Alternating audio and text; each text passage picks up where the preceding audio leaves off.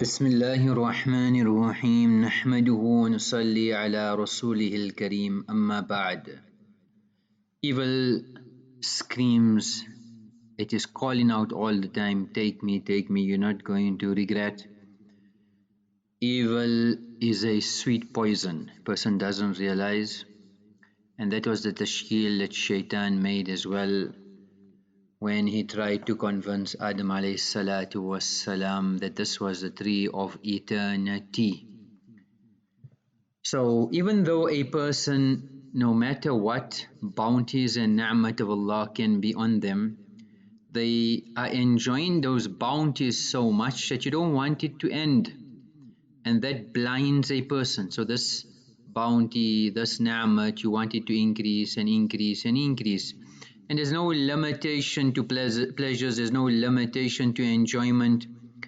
So a person would compromise every enjoyment, not realizing the consequences.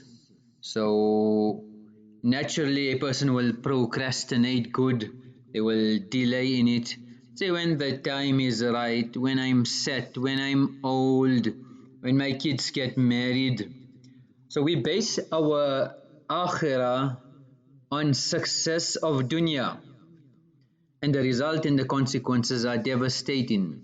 The Qayyim rahimahullah used to say, Inna dhub tadhubu bil abdan, that firstly sin harms, it damages your external, your body, bil qalb, and it also harms your heart, your spirituality, ka dararis sumu fil abdan, like how poison harms the body. There's different types of poisons, and depending on the toxicity, how toxic it is, will it harm you. Likewise sin and disobedience. And then he says, فَمَا الَّذِي أَخْرَجَ الْأَبَوَيْنِ مِنَ الْجَنَّةِ, what has taken your forefathers Adam and Hawa from paradise, Darul Ladhati wal Naeem wal Bahja was Surur. They were in a home, a residence of pleasure, enjoyment, luxury, ecstasy, to a home of grief, sorrow, masaib, calamities. Then he asks again, وَمَا الَّذِي أَخْرَجَ إِبْلِيسِ مِنْ مَلَكُوتِ السَّمَاوَاتِ, and Iblis, who had reached such exalted stature and status, and made him matrud and mal'oon. What had erased his external and internal spiritual progress. فَجَعَلَ صُورَتَهُ أَكْبَحْ صُورَةً, what made his external the worst appearance, his internal the worst. So what was this conversion? What made something that was beautiful despicable? What made paradise hellfire? What made iman kufr? So the power of sin and ma'siyat and disobedience and pleasure, that's the same thing that has caused world wars, all the cruelty, all the exploitation, all the abuse, all the genocide, is this nafs, this ambition. So that's a form of destruction for a person. Ibn Abbas radiallahu anhu say, Inna lisayya sawadan fil wajh, that this sin and disobedience darkens the face, and dhulmatan fil qalb, it blackens your heart, wa wahnan wa naqsam fil rizq, and it will weaken your sustenance, it will deprive you of sustenance, and it will cause hatred and malice for the creation. Fudail bin Ayaaz used to say, بِقَدْرِ مَا يَصُلُ الظَّمْ عِنْدَكَ, according to your level of considering sin small, does Allah consider it big. So how insignificant you consider guna, that's how significant it is to Allah. لا تنظر إلى الصغر الذنب ولكن انظر إلى من عصيت. Don't look at the smallness of the sun, look at the greatness of the one who you are disobeying. Yahya ibn Muaaz al-Razi, you say, أجبت من رجل يقول في دعائه اللهم لا تشمت بي الأعداء. Oh Allah, don't let the enemy triumph and rejoice over my misfortune. Don't get my enemies, don't give them the opportunities. Don't let them get to that point where they rejoice and gloat over my destruction. But he said in the same condition, he's saying this dua here, but he is allowing every enemy to rejoice. So people ask, but how can you say that? He said, Ya'sillah. He disobeys Allah subhanahu wa ta'ala, and by his disobedience, he dies, is in that condition. Then firstly, when you commit guna and sin, you get into drugs, a person gets into sin and ma'asiyah, they break up, the family break up, they come into problems. So your enemies are going to rejoice over you. You caused your own destruction. And worse than that is on the day of Qiyamah, your enemies will rejoice. Because if a person has to, Allah save us from being flung into Jahannam, but the enemies will rejoice. Let's see, he got what he deserved. So what our Salaf Salihin have said are very grave. It's something we should ponder about. So this lust, this desire, it's a door to zina, fornication, adultery, and all other forms of acts which is despised. And that's why the punishment is so much. That draws gluttony. It's whether we eat expensive fancy foods, daintily, we overeat, we eat all the time, we eat eagerly, etc. That comes with greed, hoarding of things, collecting of things. Then greed makes a person steal, rob, causes violence, it causes doka and deception and trickery. People start manipulating the situation. It causes a person now, because of his internal greed, he becomes very angered and impatient, the need to take revenge, a self-destructive behavior. Then a person has this envy, where a person cannot see anybody else progress. So you see somebody having something, but you want that bounty of Allah to be removed from that person. You cannot see anybody else progressing. Then pride, by showing off, boasting, gloating, or a person themselves perceive that they are special, they are chosen, they start becoming selfish, start giving preferences to their urges, their whims, their fancies. And this pride is the same pride that will cause a person to self-destruct. So our own destruction. So eventually, forget the guna itself. Even the intention a person has will affect the people around them. So committing guna is one thing, but just the intention of doing wrong, etc., can affect. Even having ill feelings in the heart has its consequences. There was once a merchant that entered the court of the king, and the king in his heart felt, you know what, I need to confiscate everything this person possesses, and I feel the urge to punish him for some reason. So the merchant left. The king said, you know what, I am very just. Why did this unjust feeling come into my heart? So he questioned his minister and addressed him and told the minister. So the minister said, okay, give me a few days, give me some time, and I will be able to give you an answer with regards to this. So the king agreed. The minister was a special person, and he used his intellect, and he didn't waste any time. So he started making friends. If you want to know the true story, you need to befriend people. He befriended him. Then he asked him, what business you do? And he said, I'm doing the sandalwood business. And he explained he makes big profits. So he said, no, but you're looking very sad, depressed. What's the story? So the merchant said, I've been filling many vehicles with sandalwood to many cities. I've sold them. I've done a big turnover. I've got a distribution center. When I came to the city, people told me that you'll make a huge amount of profit. So I brought a few loads to sell it, but nothing got sold at all. So most of my capital is stuck here, and I don't know the consequences. If I don't sell it within the season, then prices will drop and I'll lose the potential that I expected.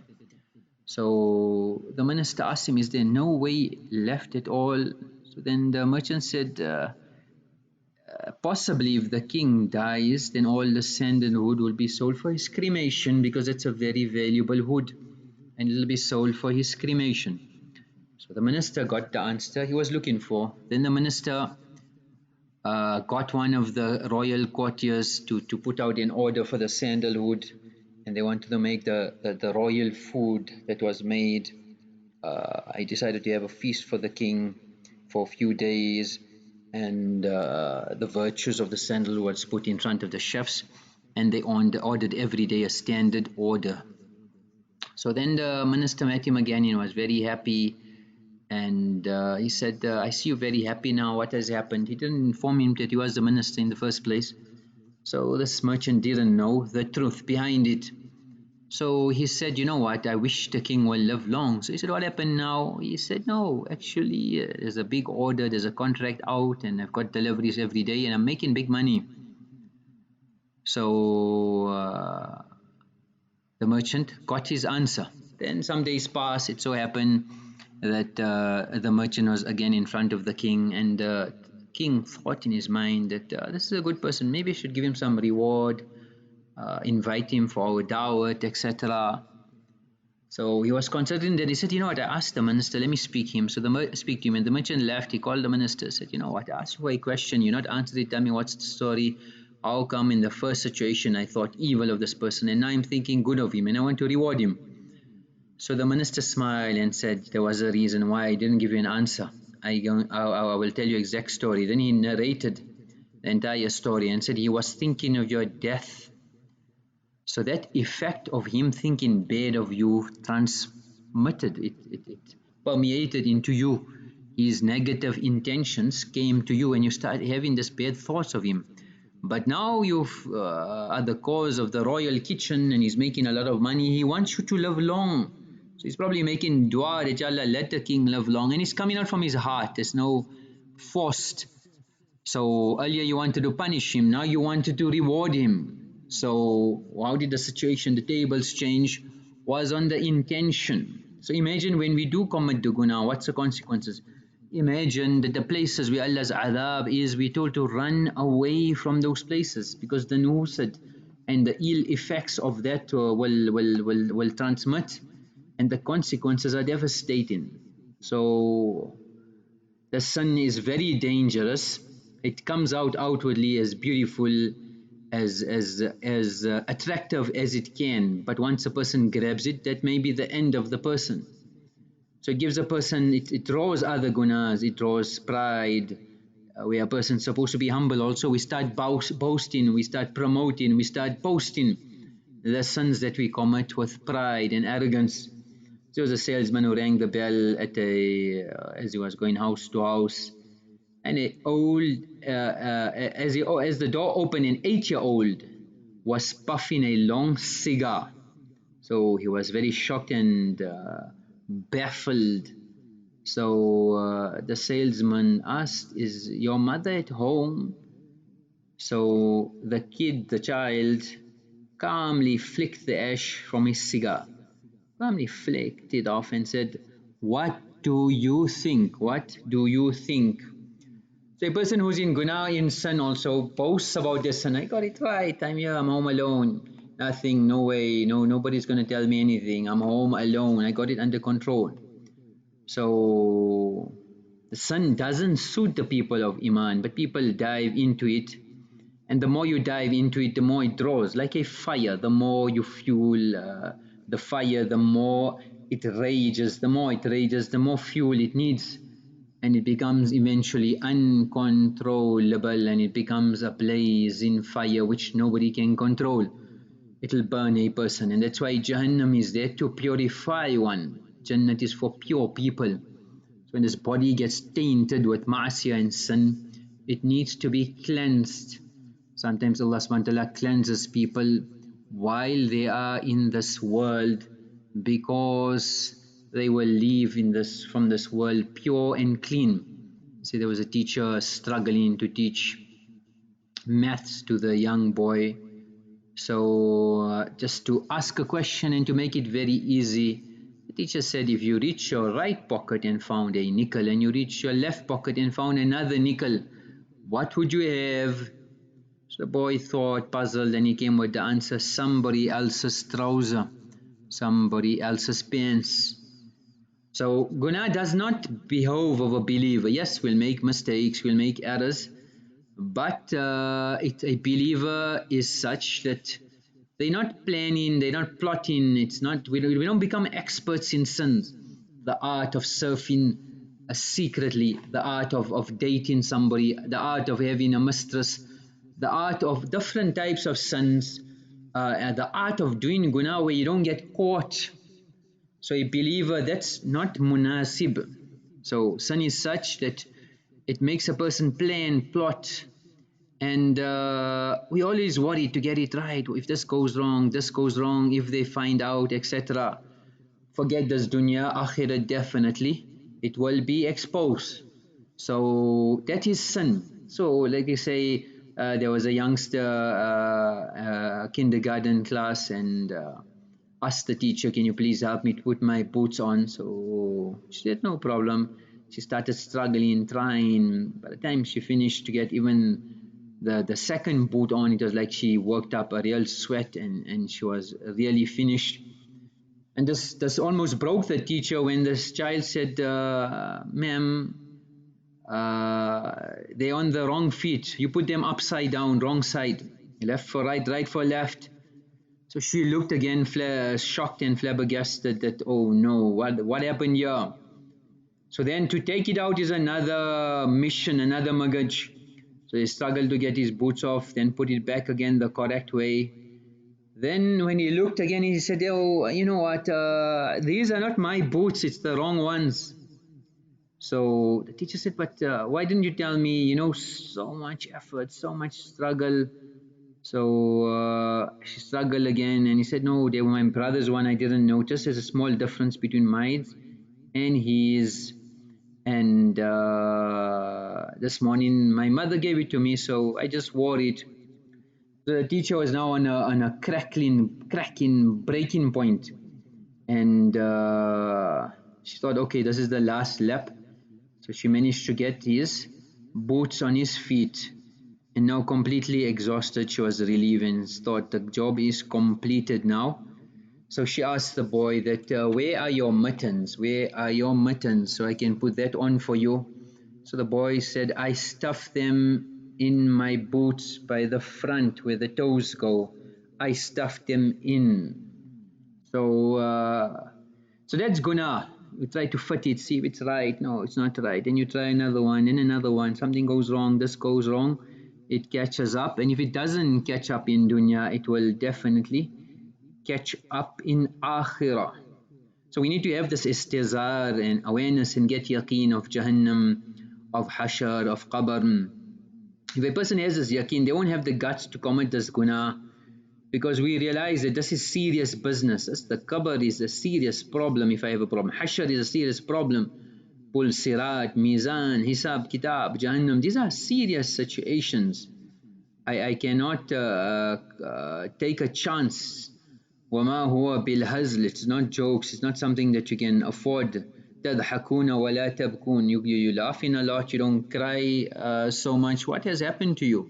You spend more time wasting your life than make it positive and proactive. So say there was a mother and father who worried that their son, he wasn't learning maths well, so they decided, let's set him to a Catholic school. They had a good reputation, etc. So the first day he went to school, came home, ran straight to his room, slammed the door, and that was his behavior for every night for 2 months. Never played, never socialized, never did anything. So the parents said, we need to meet the teachers, and they feared the worst. When they met the teachers, they said, no, he's a marvelous student with the top in the class, he's got the highest marks. So they weren't sure what was the story. They went home and they asked him, what changed your mind about learning maths? So he said, on the first day I walked into the classroom, I saw a person nailed to a plus sign at the back of the room. I knew they meant business. So a person nailed to a plus sign at the back of the room, and I knew they meant business. So sometimes what a person understands and what they interprets and what it means is something else. So every other religion that is out there also, everybody believes they are on the truth, but who's on the real truth? Who's on haqq? That we have to consider and see, and that we'll know on the day of Qiyamah. So our worry and concern should be to guide every person to the truth. We are fortunate if Allah has given us Iman and Allah has given us Islam. Many people are worshipping cows, many people are worshipping idols, many people are worshipping the excreta of different animals. Different people are worshipping different idols, and they will die in this condition. So there's worry and concern. If a person really has the worry and concern for Akhirat, they will strive in the correct direction and utilize the time properly. The amal for today is وَإِنَّ الْمَلَائِكَةَ لَتَضَعُ أَجْنِيَتَهَا لِطَالِبِ الْعِلْمِ رِضًا بِمَا يَصْنَعُ. That we are students our whole life, from the madrasa to the maktab, our whole life we are learning, going to the ulama, learning deen, understanding every masla of deen, and we are advanced with regards to that. The angels put their wings, such a great creation of Allah. They are honoring the student of deen because they are happy on this journey that they have sought of seeking the knowledge of deen. May Allah give us tawfiq of making amal wa akhiru da'wana alhamdulillahi rabbil alamin.